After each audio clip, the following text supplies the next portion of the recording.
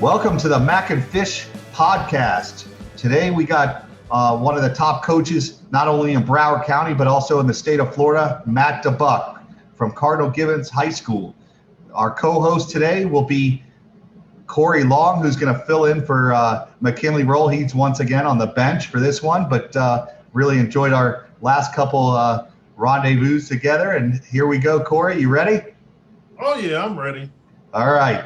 So Coach Matt Debuc, is the head coach at Cardinal Gibbons. He played college football, or he also played at his high school football at Cardinal Gibbons, played college football at Texas Tech, was an assistant coach, and now is a head coach at Cardinal Gibbons. How are you doing, Matt? Good, Fish. Thanks for having me on. Appreciate it. No doubt, man, and I appreciate you coming on. You know, Coach, let me get this thing started. I heard from different people that you were pretty much the guy in Broward County when you played. How in your own estimation, how good were you? And really just tell us about your playing days, both when you played at Cardinal Gibbons and when you went on to Texas Tech. Well, the story goes, the older you get, the better you are. Yeah. And I don't know. I think it's reversed with me. I probably don't give myself enough credit as a player with my own team and guys that I could, because it was a different era back then. But no, I was fortunate enough. I got a scholarship to go to play at Texas Tech, and after that, I played in Canada for 4 years and played with guys like Andre Ware and Doug Flutie and Casey Weldon, and got to meet some really cool guys doing that, and made a little money playing football. And I like to tell that to my guys all the time. I say, you're pretty good, but when you get paid to play, then you can come talk to me. Yeah, that's one way to get their attention for sure. One of your mentors was Mike Leach. You played in the air raid system in college. How much of an influence do you think it's had on you both as an assistant and now as a head coach? Well, I look at, Leach and the air raid and what I adopted about 12 years ago, a lot of Lincoln Riley, Mike Leach, and those guys with that theory of, pass first. Guy that I played for in Toronto, John Jenkins, was the head coach at Houston. Really kind of gave me as a running back in high school and a receiver in college, kind of flipped me to wanting to throw the ball more than run the ball. But, this weekend we had Deion McIntosh rush for 150 yards at Washington State. We had Vincent Davis rush for 60 yards against Florida State and had a touchdown. The air raid has also produced a lot of running backs, and we've had some really good ones. Coleman Bennett at Bucknell, and the list kind of goes on and on. So the air raid is theoretically a really good pass first, but also really opens up big time runs. And those guys kind of have given me that structure, as we've moved forward through the years. Well, Coach, you eventually, after your playing career, you circled back around, back to your alma mater. First you started off as one of the assistants, but what was it like when you were you were able to get the call and become head coach of the program that you played at? I mean, how did that feel? Well, after Canada, I coached 2 years at West Texas A&M and learned a lot, not what to do. We weren't very good. And the whole staff got let go. And, Mike Morrow hired me over at Gibbons. I was looking to get back into it and had some other opportunities, but, wanted to kind of be in South Florida. And ultimately, getting the job at Gibbons was obviously something that I had worked hard to get over the years. And, first one there, last one to leave, picking up coolers after the game, just do the little things that, a good high school coach does, but also then mentors the staff that he puts together. And I think we've done a good job over the years, with the coaching staff we have. We have some guys that have returned that have played for us that are back. And that's always a nice thing when guys return that played for you. And, that's kind of where we're at today. You become the head coach there. The program's had a ton of success, but never won the big prize, the state title. How important was it for you to win that state title and take Gibbons to that next level? Well, I played in the state championship in 1990 against Live Oak Suwannee, and part of that battle cry that year, we started off 0-2. We lost to Central. We were up 21-0 against Central and ended up losing the game. And then we went to Milton, Georgia, and what could go wrong went wrong. So we were 0-2 and won 13 in a row after that against some really good teams. So, it was obviously fulfilling. But once you get one, obviously, you want to get another one. And, after a big win that we had 2 weeks ago and kind of turned the ball over too many times in a rainstorm against the Patriots, we were, I think, right there to win that game at the end. So, with the pandemic and everything that's happened, I think we're right where we want to be. But, we'll have some really good teams that we're going to play down the road, but feel good about our team moving forward and contending for another state championship. Coach, I mean, as you know, there's always different challenges with any team, especially in the way to a state title. You have to play so many games. It often includes, especially down here in Broward County, quite a gauntlet of a schedule, whether you're playing American Heritage Plantation, American Heritage, or you're playing Aquinas, or, really, any team, they've all got a lot of talent. Up my way, where I live at in St. Petersburg, I know you had to come through here. You had to play Jesuit a few times. For that year, how were you able to get that team focused and really, and maintain that focus over that period of time, over 14, 15 games? Well, like I said, the first 2 weeks, we were on that QB1 show. So every week, you had cameras in the locker room, you had, coaches mic'd up, and that poses its own challenge. You learn a lot what not to say versus what to say. And, Jesuit was a great game that year. I know you guys got a good team up there right now, Lakewood, that, they're pretty good. Potentially we could see them down the road, but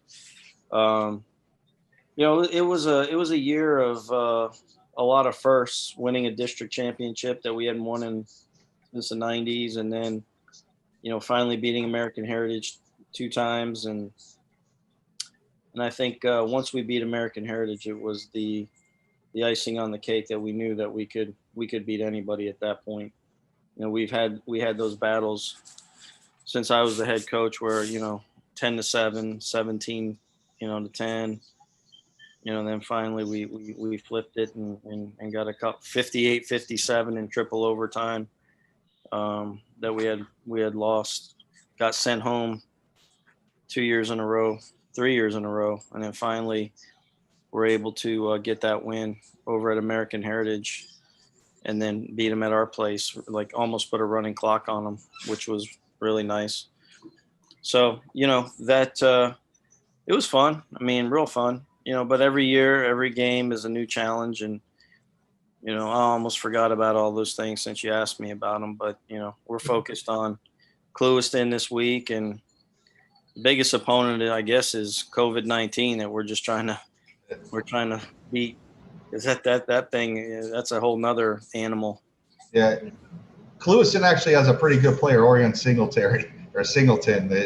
I saw them play earlier this year, and he's a handful, but I think you guys could do a good job. You brought up the whole thing with QB1. I wasn't even asked about that, but you brought up the QB1 thing. We had spoken to Coach John Bean earlier this year, who did a Last Chance U. How much, do you feel like, those shows are a distraction to the point that would you recommend other coaches allowing that around their program if you had to do it all over again, or do you think it was a positive? Well, first off, let me mention that number 1 from Clewiston. He's a great football player. my team knows all about him. So we've been preaching about him for a whole week now, and who knows with this weather about tomorrow. But the QB1 thing for the kids to look back at for the next 20 the 25 years or when they have their own kids, they can show them this. Yeah, it was worth it. At the time, it was a headache. Um, we had, obviously you get a few issues here and there on the field.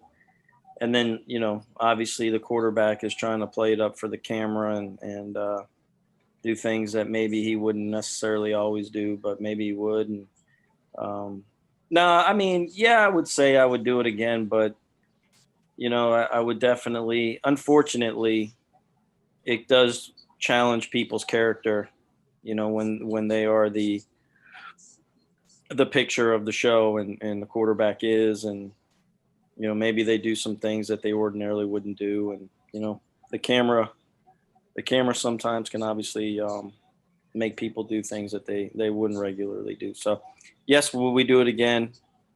Would I want to do it again anytime soon? No. Yeah. Knowing you personally, I've known you a long time, you're very competitive. So this kind of goes towards that. A lot of people, they win a state title, their program has the success that you've had. It's easy to get complacent. How do you maintain that success that you've had and not get complacent? Well, I think the bottom line is, we work so hard to bring it to the level it is. You don't want to let it fall off. And, when they tell me, hey, listen, we're going to put the brakes on, or we're not going to, major in football anymore, then I won't be the coach. I think it just goes back to, I've been a scrappy player my whole life. Everybody they brought in at Texas Tech was there to replace me, or in Canada, there was always another receiver coming in. And I was the guy that always felt like every rep was the most important rep because I wanted to keep my job. And I coach that way. So, there's not many days we take off. We were in the office this morning. We work 7 days a week, and the push to continue and win, but doing it the right way. Obviously, at our place, we have a standard in which we're gonna hold and do it right. We're gonna get the right kids with the right academics and that care about the academic piece. And we're not just going to talk about it. We're going to hold them to that standard. And that's all part of it, and then obviously character plays a big role. And if you don't have character, I don't care how fast you are. When we were at West Texas A&M, we would recruit the JUCOs, and they used to talk about bandit ball. And, if you're a bandit, you better be a player, because if not, the bandits are going to get you fired. And, so ultimately we're looking for good kids that have good academics, but also come from or want to be, obviously want to be coached, and then, obviously want to be coached off the field, so that they can make something of themselves when they're done with football. Coach, we were talking there a little earlier, but, I'm around back to it. St. Thomas Aquinas, they've been, they've really been the standard program in the state of Florida for a very long time. And obviously, down in Broward County, they're pretty much, I guess you'd call them the 400-pound, gorilla or whatever. But, not many teams in Broward County have beaten Aquinas in their current run. You put them back on the schedule, beat them in a close one a couple weeks ago. Just talk about that particular. Was that kind of just besides being a great program benchmark?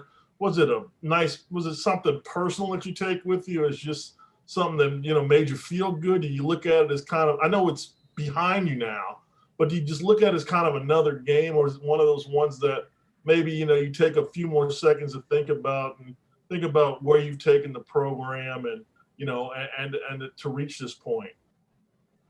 Well, yeah, the games like that are for the off season to really reflect upon, and then when you're selling your program out in the community, that you can use that as a benchmark for success. But for us, I think after that game, I was on the phone trying to get information about Gulliver, who we potentially could play. So, I have I say this all the time, you got to enjoy the wins, because they're hard to come by. And you got to learn from the losses. And when the season's over, I think it's time that you can really reflect. But, in the business that we have, you gotta turn the page rather quickly, because there's another opponent next week. And I knew American Heritage was coming down the pike. And, the St. Thomas game kind of happened over the COVID thing. They needed another game, and, we kind of did too. And I didn't really know what to expect. And, watching the film, I thought we could obviously, if we played a good game, give them a good game.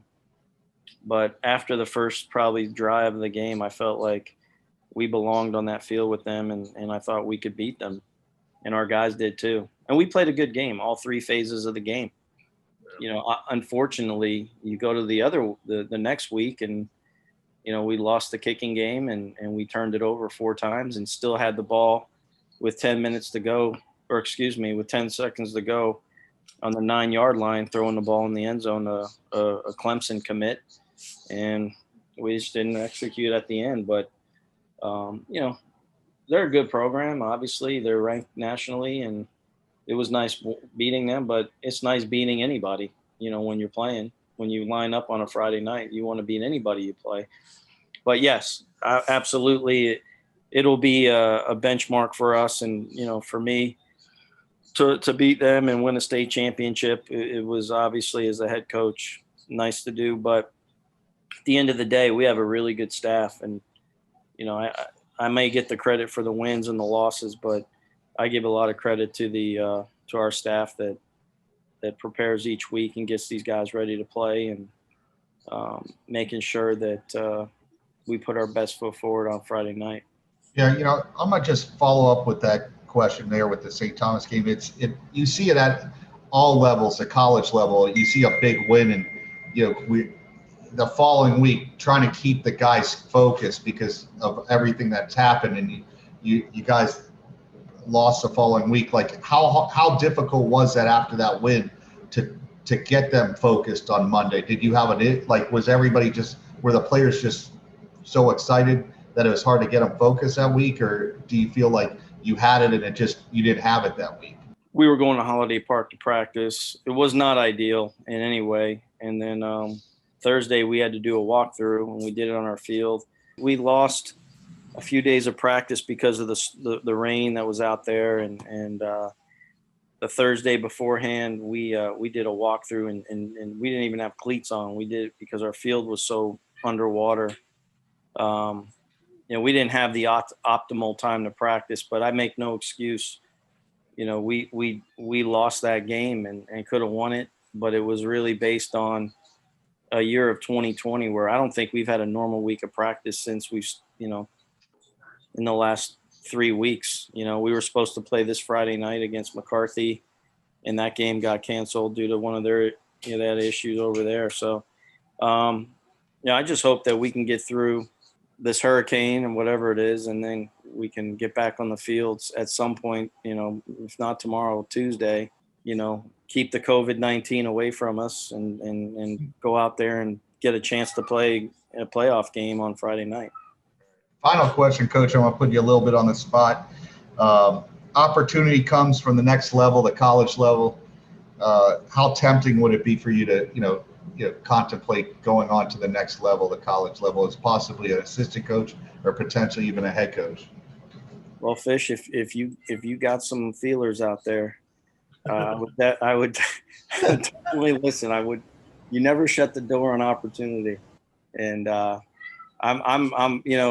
guess 5 years ago, I got an offer from Lincoln Riley the same time I got the opportunity to be the head coach at Gibbons. And it was a tough choice. And, it's for me, this thing's never been about the money. It's always been about the opportunity where I felt like it was the right opportunity. And would I listen? Sure. I mean, I think I've had some things going on in the last few years, but, I, again, look forward to leading this program and until, it would be obviously a family decision. I don't think you can make that decision by yourself when you got a son as a sophomore and one that's going to be a junior, or a a freshman next year. So, you got to go somewhere where, have a really good job at a really good place.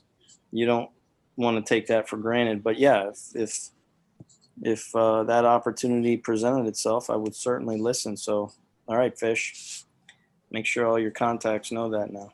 All right, man. Well, listen, I really appreciate you coming on. I know you're busy and stuff, so being able to take a little time out of your day to come on. Look forward to speaking again. I wish you nothing but the best. I hope you guys have another great run, and hopefully see you up in Orlando. I'll be up there or wherever. I don't know where they're putting the state finals this year. They haven't decided yet, which is insane. Yeah. But if you can, one of the things we do every week is have our guests tell us about their social media, how people can follow you, and where they should follow your program. Well, my personal one, which is mostly all football, is at Redskins32. That was my number in high school, and we were the Redskins. So Redskins32, and at Gibbons Football is our official Twitter, Facebook, and Instagram page. So yeah, I'd love to put this out for our alum and our fans, that they could listen to the show. And obviously, knowing you and Larry for as long as I have, and we go way back.